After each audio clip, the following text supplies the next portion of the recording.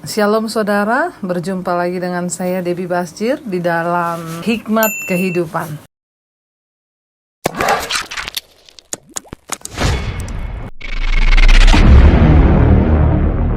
Iya, berjumpa lagi dengan saya Debbie Basjir. Kita berjumpa di dalam Hikmat Kehidupan. Iya, kita akan melanjutkan hari ini Amsal pasal 12.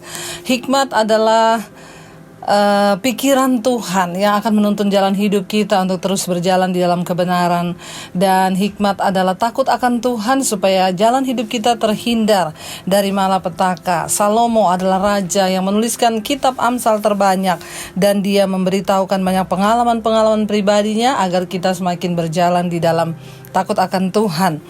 Iya, kita akan melanjutkan dari Amsal pasal 12 sekarang ayat yang ke-13 ya. Amsal 12 ayat 13, orang jahat terjerat oleh pelanggaran bibirnya, tetapi orang benar dapat keluar dari kesukaran. Orang yang jahat itu akan terjerat dengan perkataan mulutnya sendiri ya. Hidup dan mati kita dikuasai oleh lidah, perkataan. Orang yang jahat itu perkataannya akan membawa maut, dan dia terjerat oleh pelanggaran mulutnya sendiri, oleh bibirnya sendiri. Karena apa yang keluar dari mulut itu meluap dari hati. Kalau orang jahat itu hatinya jahat, jadi semua perkataan mulutnya juga jahat. Makanya itu akan menjerat dia dan membawa dia ke dalam malapetaka. Mari menjadi orang yang baik dengan perbendaharaan hati yang baik. Karena apa? Hati itu sumber kehidupan. Ketika hati kita bersih, hati kita benar, ada firman Tuhan, ada hikmat Tuhan yang keluar dari mulut kita pun adalah hikmat Tuhan. Tetapi orang jahat, hatinya jahat, semua yang keluar dari mulutnya juga adalah kejahatan, dan itulah yang akan menjatuhkan dia. Jangan menjadi orang yang jahat supaya perkataan mulutmu tidak menjatuhkan engkau. Sebaliknya, orang benar dikatakan, tetapi orang benar dapat keluar dari kesukaran. Menjadi orang benar itu luar biasa. Kenapa? Dalam setiap kesukaran kita pun Tuhan akan menolong dan membawa kita keluar dari sana. Kenapa? Sebab orang benar itu hidup berkenan kepada Tuhan. Ayat yang berikutnya, ayat 14. Setiap orang dikenyangkan dengan kebaikan oleh karena buah perkataan, dan orang mendapat balasan daripada yang dikerjakan tangannya. Setiap orang dikenyangkan dengan kebaikan oleh buah perkataan. Hati-hati dengan perkataan kita. Kenapa? Perkataan adalah benih yang kita tabur. Ya, kalau kita memperkatakan yang buruk, maka kita akan menuai yang buruk. Sebab perkataan yang kita tabur itu seperti benih yang satu saat akan tumbuh dan menghasilkan buah dalam hidup kita. Karena itu ayat ini berkata, ayat yang ke-16, setiap orang dikenyangkan, ya, 14, setiap orang dikenyangkan dengan kebaikan oleh karena buah perkataan, ya. Saudara, perkataan itu seperti doa. Perkataan itu adalah benih yang kita tabur. Hati-hati kalau berkata-kata, saudara. Ketika engkau terus memperkatakan hidupmu dengan yang buruk, misalnya, aduh, kenapa ya hidup saya kok kayak gini ya? Ya, memang sudah takdir saya miskin. Ya, maka engkau akan memakan buah dari perkataanmu sendiri, akan dikenyangkan. Kalau engkau memperkatakan yang baik, engkau akan kenyang dengan kebaikan. Kalau engkau memperkatakan yang jahat, engkau akan dikenyangkan oleh kejahatan dari perkataanmu itu. Karena perkataan itu benih yang engkau tanam, dan satu saat akan tumbuh dan menghasilkan buah dalam hidupmu. Ucapkanlah yang baik, dan orang mendapat balasan daripada yang dikerjakan tangannya. Ya, apa yang dikerjakan tanganmu, itulah yang akan datang membalaskan kepadamu. Kalau kita ini jadi orang yang rajin berbuat baik, tangan kita itu rajin menabur, rajin berbuat baik, maka kita juga akan menerima segala kebaikan dari apa yang kita tabur. Ayat yang berikutnya, ayat 15. Ya, jalan orang bodoh lurus dalam pandangannya sendiri, tetapi siapa mendengarkan nasihat ia bijak. Jalan orang bodoh lurus dalam anggapannya sendiri. Menasehati orang bodoh itu percuma. Kenapa? Karena dia merasa dia yang paling pintar. Orang bodoh, orang yang tidak berhikmat, tidak bijaksana, itu tidak akan pernah mendengarkan nasihat orang lain. Ya, orang bodoh itu tidak akan menerima masukan. Ya, orang yang bodoh itu menganggap dirinya itu pintar. Ya, makanya jalan orang bodoh lurus dalam pandangannya sendiri. Padahal orang lain tahu nih jalannya dia salah, tapi tapi menurut dia itu benar. Makanya ada orang yang berkata, Bu, saya tuh heran ya, padahal dia itu, Bu, suami saya tuh udah tahu firman loh, padahal orang tua saya itu udah tahu firman loh, padahal teman saya itu udah tahu firman, tapi kenapa ya kelakuannya begitu? Ya ini saudara, jalan orang bodoh itu lurus dalam anggapannya sendiri. Walaupun 1000 orang bilang jalannya salah, dia tetap merasa itu yang benar. Percuma ngomong sama orang bodoh ya, kitalah yang akan dihina olehnya. Sementara di sini dikatakan, tetapi siapa mendengarkan nasihat, ia bijak. Marilah kita menjadi orang juga yang terbuka untuk nasihat. Mendengarkan nasihat orang lain itu bagus untuk membawa kita semakin bertumbuh dalam kebaikan dan semakin melihat ya bahwa segala yang dinasihati orang selama itu baik, terimalah saudara, untuk mengembangkan diri kita dan untuk memperbaiki setiap kelakuan kita. Ayat yang berikutnya, ayat 16, bodohlah yang menyatakan sakit hatinya seketika itu juga, tetapi bijak yang mengabaikan cemooh. Ya, orang bodoh adalah orang yang menyatakan sakit hatinya saat itu juga. Artinya apa? Kita harus belajar menjadi orang yang bisa menahan diri saudara. Walaupun seemosi apa kita, jangan menyatakan sakit hatimu saat itu juga. Ya, jangan mengambil keputusan pada saat engkau marah. Jangan mengeluarkan perkataan saat engkau marah. Jangan mengeluarkan perkataan saat engkau emosi. Kenapa? Itu adalah sebuah kebodohan yang bahkan bisa engkau sesali di kemudian hari. Ya, bodohlah yang menyatakan sakit hatinya seketika itu juga. Diamkan dulu diri, merenung dulu, menjadi tenang dulu, lalu kita renungkan apa yang terjadi, ya maka semuanya akan menjadi berbeda. Tetapi bodoh yang langsung menyatakan sakit hatinya saat itu juga. Ya, tetapi di sini dikatakan tetapi bijak yang mengabaikan cemooh. Sekalipun orang mencemooh kita, abaikan saja saudara ya. Kenapa? Ada orang bilang gini, gak usah terlalu peduli dengan cemoohan orang lain, gak usah terlalu peduli dengan cemoohan tetangga. Kenapa? Jalan ke surga gak lewat depan rumahnya. Ya, artinya apa? Abaikan saja omongan orang ya, karena jalan ke surga tidak lewat depan rumah mereka. Ya saudara, ngapain kita ini rempong memikirkan omongan orang lain? Ngapain kita itu sibuk memikirkan fitnahan orang lain? Lebih baik kita fokuskan kepada diri kita dan melihat ke depan bagaimana rencana Tuhan atas hidup kita. Jalani hidupmu, jangan terlalu fokus pada hal yang negatif, apalagi dengan omongan orang dan cemoohan orang. Selama kita itu hidup benar di hadapan Tuhan, itu cukup. Ya, itu cukup menjadi modal untuk kita hidup berbahagia di dunia ini. Hidup di dalam jalan kebenaran. Selama kita menjadi orang yang benar, hidup dengan hikmat Tuhan, takut Tuhan, jalani saja hidup ini, gak usah takut. Ya, itu adalah modal untuk kita mencapai rencana Tuhan atas hidup kita. Tidak usah peduli cemoohan orang apapun, abaikan, kata firman Tuhan ya.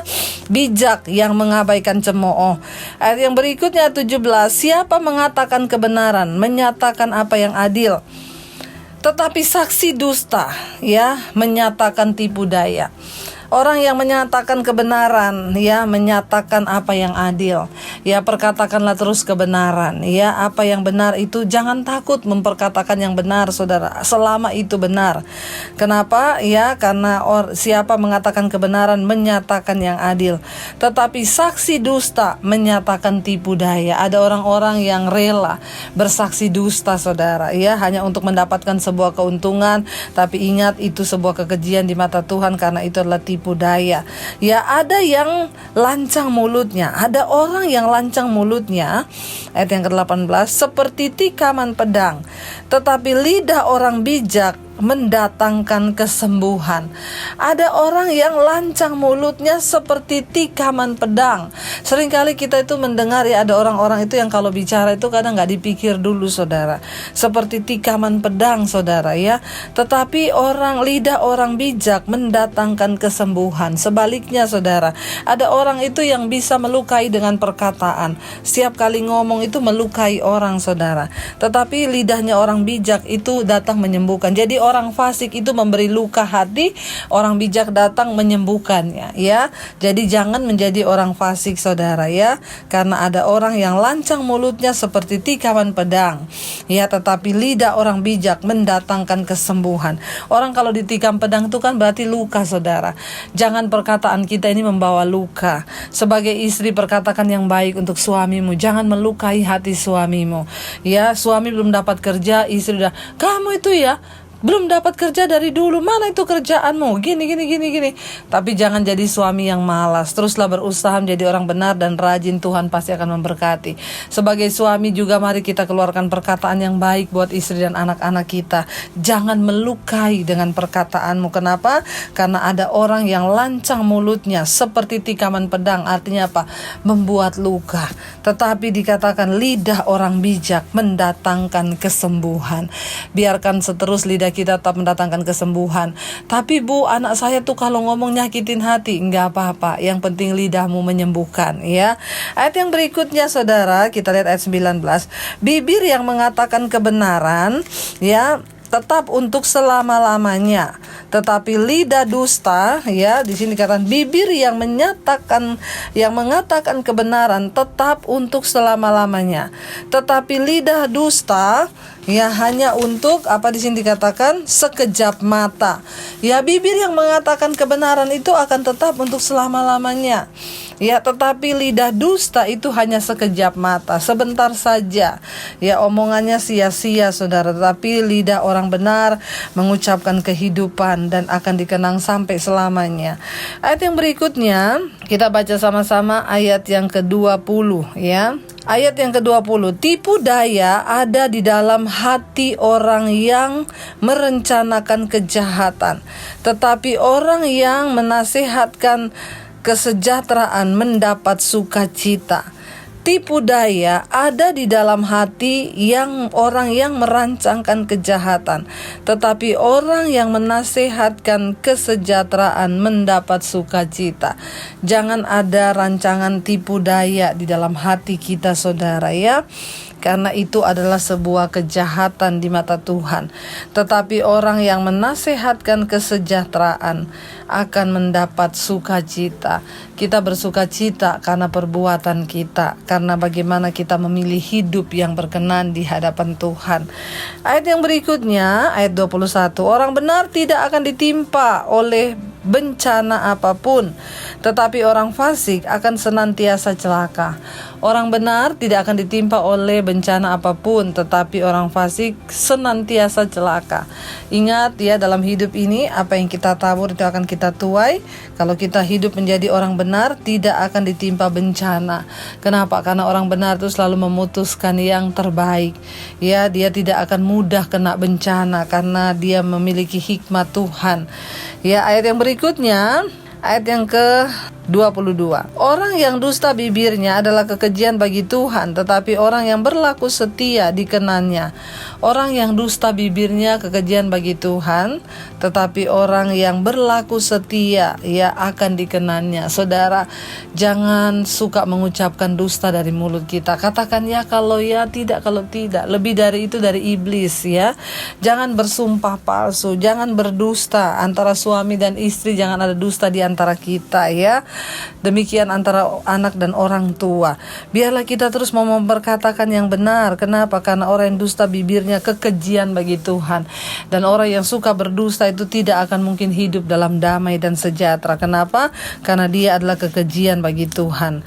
Tetapi di sini dikatakan, ya, firman Tuhan bilang, tetapi orang yang berlaku setia akan dikenan oleh Tuhan. Ya, karena itu tetaplah hidup dalam kesetiaan. Ayat yang berikutnya, orang bijak menyembunyikan pengetahuannya, tetapi hati orang bebal menyeru-nyerukan kebodohan. Orang bijak itu menyembunyikan pengetahuannya, artinya apa? Enggak pamer. Ada orang-orang yang kalau kita temui, saudara, sok pinter, ya. Baru ketemu orang pertama udah ngomongnya, wah kalau saya ini lulusan ini. Tetapi orang bijak itu banyak diem. Ya, diam. Oh gitu ya, oh iya gitu ya, ya, oh gitu ya, saudara, ya. Itu orang bijak itu begitu, saudara, ya. Tetapi orang yang Ya, bebal orang yang bodoh menyeru-nyerukan kebodohannya, ya. Semakin banyak orang bicara itu, apalagi kalau menyombongkan diri, ya, itu Anda sedang menyeru-nyerukan kebodohanmu sendiri. Ayat yang berikutnya, ayat yang ke-24, ya, ayat 24. Tangan orang rajin memegang kekuasaan, tetapi kemalasan mengakibatkan kerja paksa. Tangan orang yang rajin, ya, di sini dikatakan memegang kekuasaan. Orang itu kalau rajin dia akan dikejar-kejar oleh berkat Tuhan. Termasuk apa? Orang yang rajin akan memperoleh kekuasaan. Itu dengan sendirinya Tuhan akan berikan kepercayaan. Tetapi kemalasan akan mengakibatkan kerja paksa. Kalau orang itu malas, akhirnya kerjanya jadi terpaksa. Ya, kerja paksa. Mau di kantor, mau di sekolah, mau di rumah, semua orang malas itu selalu kerja paksa. Anak kita malas kalau kita suruh, saudara, akhirnya dia terpaksa karena memang malas. Di kantor ada orang-orang yang kerja kantor malas, kerjanya main game. Begitu mau kerja belum selesai, akhirnya terpaksa, ya.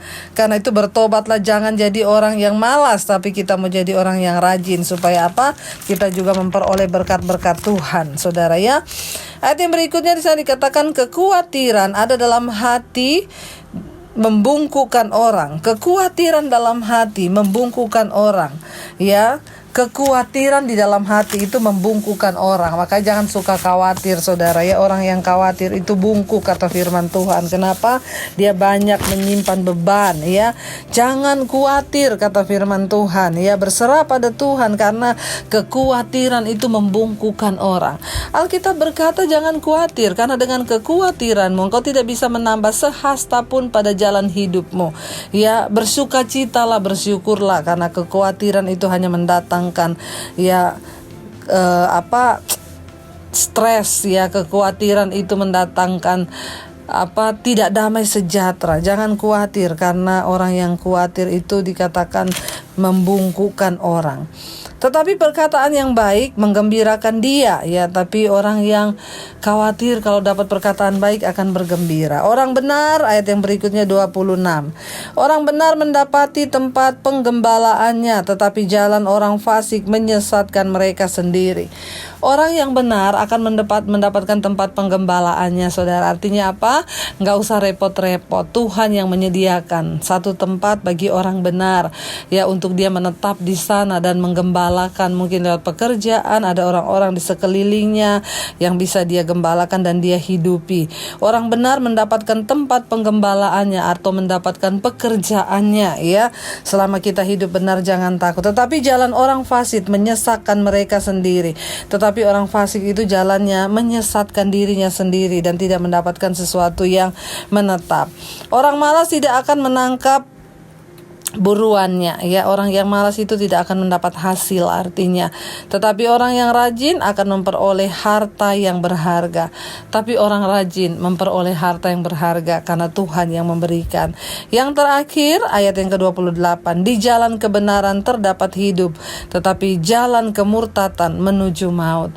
Jalan kebenaran itu ada kehidupan, tetapi jalan kemurtatan itu adalah maut. Mari, saudara, sekali lagi kita bisa memilih. Kita mau melakukan hikmat atau kita mau hidup dengan cara hidup kita sendiri. Saya percaya orang-orang yang hidup dalam takut akan Tuhan lah yang akan mendapatkan kebahagiaan. Mari kita tundukkan kepala, kita berdoa. Bapa, terima kasih buat hari ini. Engkau yang menuntun kami dalam firman dan hikmat-Mu. Tuntun kami, Tuhan. Bawa kami untuk senantiasa melakukan apa yang Tuhan mau, bukan apa yang kami mau. Karena firman-Mu, hikmat-Mu, takut akan Tuhan lah yang akan membawa hidup kami dalam rancangan kebenaran dan damai sejahtera. Dijauhkanlah kami dari malapetaka, sebab kami hidup takut akan Tuhan. Biar hikmat-Mu ada atas hidup kami, anak cucu kami, keturunan kami, karena Tuhan ada bersama dengan orang yang takut akan Engkau. Dalam nama Tuhan Yesus kami bersyukur buat pengajaran hari ini. Haleluya, amin. Jika Anda diberkati dengan channel saya, jangan lupa tekan tombol subscribe, dan jangan lupa like, share, dan komen, dan jangan lupa untuk mengklik tombol lonceng di bawah ini supaya Anda mendapatkan pemberitahuan setiap kali saya mengupload video-video yang baru. Jangan takut, karena gratis. Tuhan memberkati.